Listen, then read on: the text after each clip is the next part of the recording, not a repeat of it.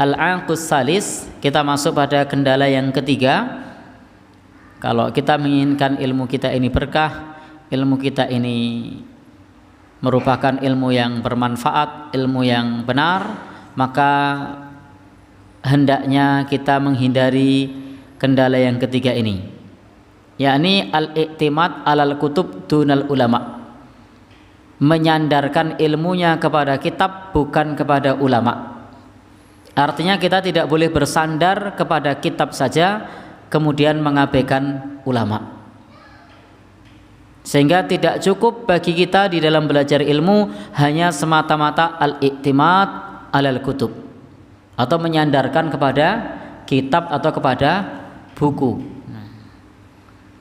Jadi pentingnya bagi kita ketika belajar ilmu agama itu untuk nyantri. Kalau dulu para sahabat itu bermulazamah kepada Nabi SAW di Masjid Nabawi, atau kalau bahasa kita untuk bahasa lokal nyantri, meguru, datang kepada para ulama untuk belajar ilmu agama, bukan sekedar membaca kitab atau membaca tulisan saja. Sehingga di dalam hal ini penulis kitab ini menjelaskan di antara kendalanya adalah hanya merujuk minal kutub dunar rujuk ilal ulama. Jadi hanya menyandarkan kepada kitab, tidak kembali kepada penjelasan para ulama di dalam mengambil ibarah, di dalam mengambil pelajaran-pelajaran dan juga perkara-perkara yang pelik di dalam bab agama. Maka tidaklah dia menyandarkan hanya kepada kitab, melainkan akan banyak kesalahan dan akan terjatuh ke dalam perkara yang keliru. Kenapa? Karena hanya semata-mata menyandarkan kepada kitab atau kepada tulisan. Maka qalal Imam Asy-Syafi'i, qalal Imam Asy-Syafi'i, Imam Asy-Syafi'i berkata, semoga Allah Subhanahu wa taala merahmatinya, man tafaqqaha min butunil kutub, barang siapa yang tafaqquh, barang siapa yang mencari ilmu hanya dari isi kitab-kitab atau dari buku saja, dayya al ahkam, maka dia akan menyia-nyiakan hukum. Jadi barang siapa yang menuntut ilmu hanya dari telaah kitab saja, hanya dari buku saja, maka dia akan menyia-nyiakan hukum. Hukum itu akan menjadi sempit, akan menjadi disia-siakan. Kenapa? Karena hanya sekedar dari kitab. Karena berbeda sesuatu yang ada di dalam kitab, yang ada dalam tulisan para ulama, kemudian kita belajar langsung dengan ulama. Di mana letak perbedaannya?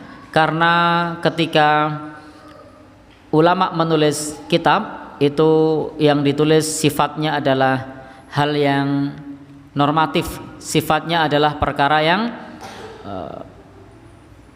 benar salah, sifatnya perkara yang terkait dengan kaidah-kaidah dasar. Sementara ketika ulama mensikapi suatu persoalan, maka persoalan tersebut dilihat dari latar belakangnya seperti apa, kronologinya bagaimana, itu berbeda. Maka kalau orang hanya belajar dari kitab saja, dari buku saja, itu akan berbeda ketika menyikapi orang tuanya yang terjatuh dalam kesalahan, akan berbeda ketika menyikapi kakaknya, adiknya, saudaranya terjatuh dalam kesalahan. Kalau dia belajar dari para ulama, maka akan berlapang dada dan mencari timing yang tepat, waktu yang tepat untuk menyampaikan kepada bapaknya, menyampaikan kepada kakaknya, kepada adiknya yang masih keliru. Tetapi ketika hanya sekedar belajar dari kitab, kitab ini seringkali tidak mengajarkan kepada kita kebijaksanaan, sehingga begitu selesai membaca kitab, maka akan bilang kepada bapaknya, bapak sesat, akan bilang kepada ibunya, ibu sesat, atau bilang kepada saudaranya, kamu musyrik, kamu bid'ah, dan seterusnya. Disinilah pentingnya kita mengambil ilmu dari para ulama, sehingga kita bisa mengambil sikap di dalam menyampaikan ilmu, di dalam mengamalkan ilmu, tidak menggunakan ilmunya tersebut untuk memvonis orang lain. Karena perintahnya bagi kita itu adalah menjadi duat, menjadi orang yang mengajak kepada orang lain, la qudat, bukan memvonis. Jadi hendaknya kita jadikan ilmu itu untuk dakwah, mengajak kepada orang, bukan ilmu untuk memvonis kepada orang. Maka sangat mudah kalau kita kemudian memvonis orang, ini musyrik, ini bid'ah, itu kafir, itu sesat, itu gampang. Tapi mengajak kepada jalan yang benar, mengajak kepada tauhid, mengajak kepada jalan yang benar, mengajak kepada sunnah, inilah yang mestinya kita lakukan, bukan memberikan vonis-vonis yang semacam itu. Bapak dan Ibu, ikhwan dan akhwat yang berbahagia yang dirahmati Allah Subhanahu wa taala, maka sebagian ulama menyebutkan barang siapa yang menyandarkan kepada tulisan saja, kepada sahifah atau lembaran-lembaran, maka dia akan tasayyuh atau berlagak seperti syekh, berlagak seperti orang yang hebat di dalam ilmu agama, yakni alladzi ta'allamu minas sahif, orang yang belajar dari lembaran-lembaran. Sehingga Bapak Ibu yang berbahagia yang dirahmati Allah, di kesempatan kemarin sudah kami sampaikan bahwa penting bagi kita ketika belajar ilmu agama itu dari para ulama, seperti misalnya mondok atau mulazamah, nyantri, membersamai para ulama, sehingga kita tahu bagaimana cara mengamalkan sunnah Nabi Shallallahu Alaihi Wasallam, sehingga kita tahu bagaimana cara mensikapi suatu persoalan.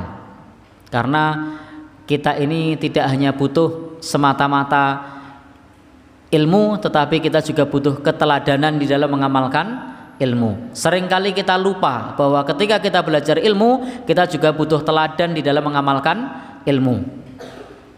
Tidak semata-mata ilmu itu kita hafalkan, tetapi juga butuh teladan bagaimana kita mengamalkan ilmu.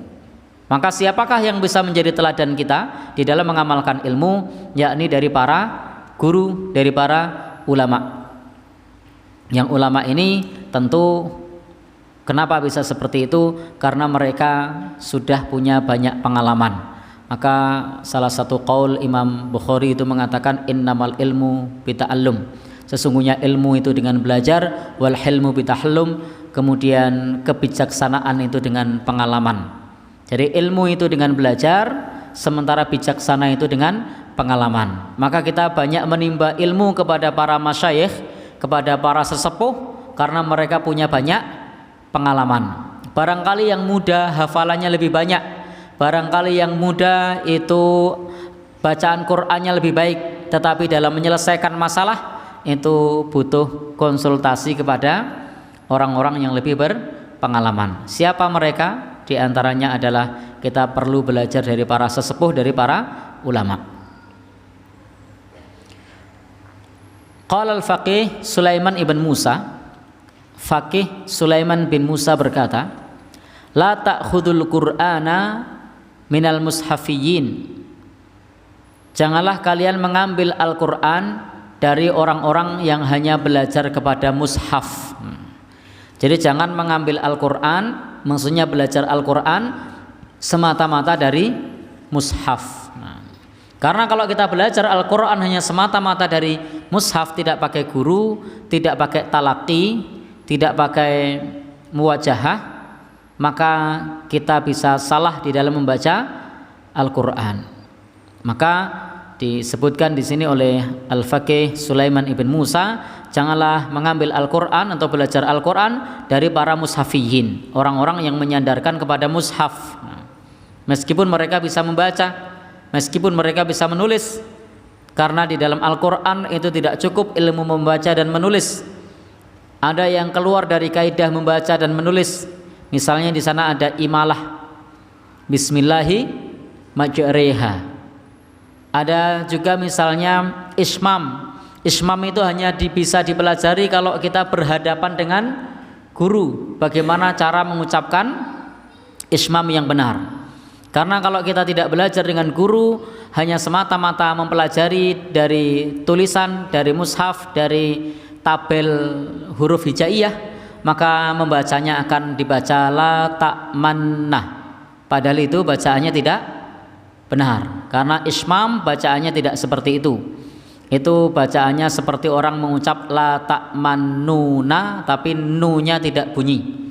Jadi la ta'mannuna tapi nunya tidak bunyi, sehingga la ta'manna, jadi nunya hanya berupa gerakan mulut tapi tidak bersuara nu. La ta'manna, jadi la ta'manna, la ta'manu, nunya itu tidak bunyi, lalu kemudian nah misalnya. Ini salah satu contoh kalau kita hanya belajar dari daftar tabel huruf hijaiyah, maka akan terjatuh dalam kesalahan. Dan masih banyak hal yang lainnya yang di sana tidak dijelaskan tentang bacaan-bacaan tersebut, tentang riwayat-riwayat di dalam bacaan. Maka tidak bisa kita belajar Al-Quran semata-mata hanya menghafalkan huruf hijaiyah. Demikian pula walal ilm minas sahafiyin, tidak pula ilmu dari orang-orang yang belajar dari lembaran-lembaran. Jadi kita tidak bisa belajar Al-Quran semata-mata dari orang yang belajar mushaf. Tidak pula kita belajar ilmu dari orang yang semata-mata belajar dari lembaran-lembaran ilmu. Lembaran-lembaran ilmu di sini seperti manuskrip-manuskrip kalau di zaman dulu, atau seperti lembaran-lembaran di zaman dulu ada di pelepah kurma, ada di kulit kambing, ada di papan dan seterusnya. Karena ketika kita memahami tulisan-tulisan dari para ulama, itu akan ada istilah-istilah yang berbeda yang dipahami dalam mazhab Syafi'i tidak sama istilah yang dipahami dalam mazhab Hambali misalnya. Dalam mazhab Hambali ketika menyebutkan makruh itu seringkali maknanya adalah haram, tidak sama dengan apa yang dipahami di dalam mazhab Syafi'i misalnya. Sehingga kita perlu memahami juga siapa yang menulis dan bagaimana memahami istilah-istilah yang ada. Maka Bapak, Ibu, ikhwan dan akhwat yang berbahagia yang dirahmati Allah Subhanahu wa taala, hendaknya kita tidak mencukupkan diri dengan belajar otodidak, tapi hendaknya mencari guru. Karena otodidak itu memang betul juga merupakan ilmu, tetapi otodidak tidak mengajarkan kebijaksanaan. Kadang di dalam otodidak juga tidak mengajarkan sesuatu yang sifatnya khusus seperti tadi ismam, imalah. Nah, ini sesuatu yang sifatnya khusus yang harus dipelajari secara khusus pula. Demikian pula di dalam ilmu-ilmu yang lain. Demikian pula Imam Sa'id ibn Abdul Aziz juga menyebutkan, dan beliau ini adalah salah seorang ulama besar, yakni Al-Imam Sa'id bin Abdul Aziz At-Tanuhi. Ini adalah seorang ulama besar yang setara dengan Imam Al-Auza'i. Beliau mengatakan, janganlah mengambil ilmu dari orang-orang yang mengambil ilmu dari lembaran saja, dan janganlah mengambil Al-Quran dari orang-orang yang hanya belajar dari mushaf saja. Sehingga penting bagi kita ketika belajar ilmu agama itu di mana riwayat pendidikannya, siapa gurunya. Ini penting juga. Untuk apa? Supaya bahwa yang dipahami adalah benar. Karena di dalam memahami agama ini tidak cukup dipahami dengan nalar dan logika, tetapi perlu dipahami dengan pemahaman para salafus soleh. Jadi ketika kita belajar Al-Quran, ketika kita belajar hadis Nabi, maka tidak bisa kita pahami semata-mata dengan ra'yu, semata-mata dengan akal, tapi harus dipahami dengan pemahaman para salafus soleh. Karena Al-Quran turun pada masa salafus soleh. Jadi Al-Quran turun pada masa salafus soleh, maka mereka adalah orang yang paling tahu bagaimana di dalam menafsirkan Al-Quran.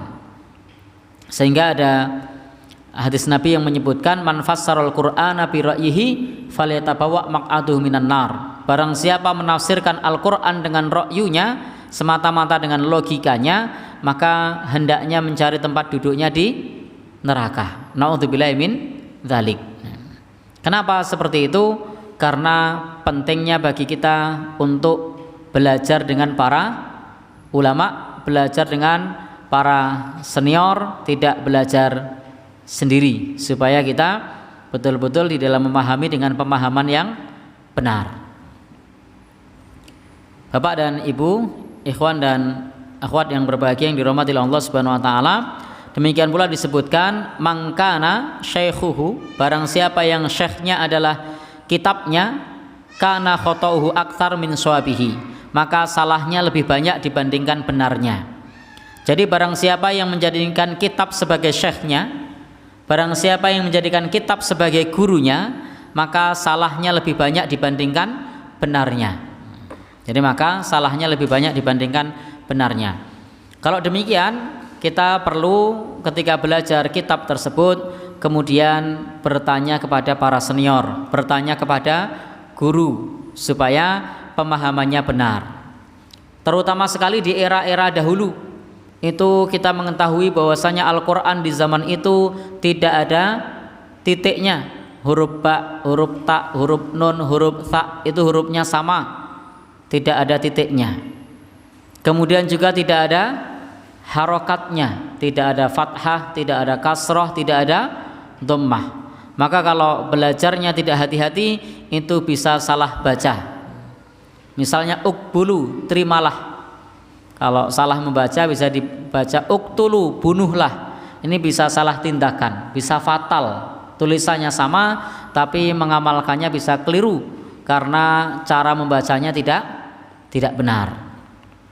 Alhamdulillah kita di hidup zaman kita ini, zaman sekarang ini, kita sudah mengenal tanda baca sehingga kita bisa membaca dengan tanda bacanya, sudah mengenal tanda titik sehingga bisa membedakan mana huruf ba, mana huruf ta, mana huruf tha, sehingga kita tidak keliru di dalam membaca.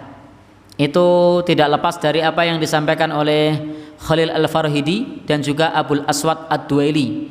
Ini adalah dua tokoh ulama besar yang mengajarkan kepada kita tanda titik dan juga tanda baca di dalam membaca huruf hijaiyah, sehingga kita bisa lebih aman dan lebih selamat di dalam membaca karena bisa membedakan mana huruf satu dengan huruf yang lain, mana huruf qa, mana huruf fa, mana huruf wa, wawunya mana, qafnya mana, fa-nya mana, itu sangat jelas karena dibedakan dengan huruf titik, dibedakan dengan titiknya. Maka wajar kalau kemudian ulama dahulu mengatakan barang siapa yang syekhnya adalah kitabnya, maka salahnya lebih banyak dibandingkan benarnya, karena memang tidak mudah hanya sekedar membaca saja, tidak mudah. Apalagi sampai kemudian memahaminya, itu lebih-lebih lagi tidak mudah. Demikian pula di zaman kita ini, kita tidak bisa memahami teks Al-Quran kemudian teks hadis Nabi dengan pemahaman sendiri, tetapi harus dipahami dengan pemahaman para salafus saleh, dengan pemahaman para ahli tafsir. Karena kita ini tidak sampai kepada derajat mufassir, kita ini adalah hamba Allah yang lemah, hamba Allah yang dhaif, yang tidak mampu untuk menafsirkan Al-Quran, tidak mampu untuk mensyarah hadis. Kita hanya sebagai muttabi yang mengikuti apa yang disampaikan oleh para pendahulu kita, dari para ulama, dari para salafus soleh. Karena ilmu kita tidak mampu untuk menafsirkan, tidak mampu untuk memberikan syarah. Bapak dan Ibu, ikhwan dan akhwat yang berbahagia yang dirahmati oleh Allah Subhanahu wa taala, di bab ini juga memberikan satu penjelasan kepada kita. Maka kalau kita belajar ilmu tanpa adanya seorang guru, maka dolal ta'anis syiratil mustaqim, dapat menyesatkanmu dari jalan yang lurus. Jadi kalau kita belajar ilmu tanpa seorang guru, maka dapat menyesatkan kita dari jalan yang lurus. Tentu guru yang dimaksud adalah guru yang benar, karena sebagaimana pernyataan Abdullah bin Mubarak, al-isnad minad din, laulal isnad laqala man syaa ma syaa, bahwasanya isnad, sumber, rujukan, referensi itu bagian dari agama, maraji itu bagian dari agama. Maka laulal isnad laqala man syaa ma syaa, jika tidak karena sumber, tidak karena adanya suatu sumber, suatu dalil, maka orang akan berkata semaunya. Jadi orang akan berkata agama semaunya, maka agama ini akan menjadi rusak. Sehingga jangan sampai kemudian orang belajar ilmu agama tanpa adanya seorang guru, maka bisa menyesatkan dari jalan Allah Subhanahu wa taala kalau menggunakan logika. Saya kasih satu ilustrasi. Ada seorang istri yang berpuasa. kemudian juga ada suaminya. Orang yang tidak belajar agama, dia akan mendahulukan puasanya dibandingkan suaminya. Ternyata dalam tuntunan agama mengajarkan kepada kita untuk lebih mengutamakan suaminya, karena taat kepada suami hukumnya wajib. Jadi taat kepada suami hukumnya wajib, sementara puasa sunnah hukumnya sunnah. Maka taat kepada suami pahalanya lebih besar dibandingkan berpuasa sunnah. Maka kalau suaminya sedang di rumah, kalau mau puasa sunnah harus izin dulu. Tapi kalau orang yang dia tidak berguru kepada guru, maka kemudian dia akan mengatakan bahwasanya saya mengutamakan hak Allah dibandingkan hak suami saya. Seolah-olah masuk akal, seolah-olah nalar di logikanya. Tetapi ternyata kalau kita kemudian belajar kepada guru yang meriwayatkan kepada kita dari para pendahulunya, dari Nabi Shallallahu Alaihi Wasallam, yang ada di dalam hadis-hadis Nabi menjelaskan kepada kita bahwa puasa sunnah hukumnya sunnah, taat kepada suami hukumnya wajib. Sehingga pentingnya kita belajar dari guru supaya tidak hanya memahami satu catatan kemudian membuat satu kesimpulan. Sehingga ketika kita memahami satu catatan lalu membuat kesimpulan, itu bisa keliru. Di zaman dulu juga pernah kita sampaikan di dalam salah satu kajian kita, bagaimana ada salah seorang tokoh ahli ibadah namanya Juraij. Juraij ini adalah seorang ahli ibadah. Dia sangat taat kepada Allah Subhanahu wa taala. Tetapi Juraij ini bukan seorang ahli ilmu. Suatu saat ketika dia sedang sholat sunnah, ibunya memanggil, "Ya Juraij, wahai Juraij." Maka Juraij kemudian berkata, "Ibuku atau sholatku?"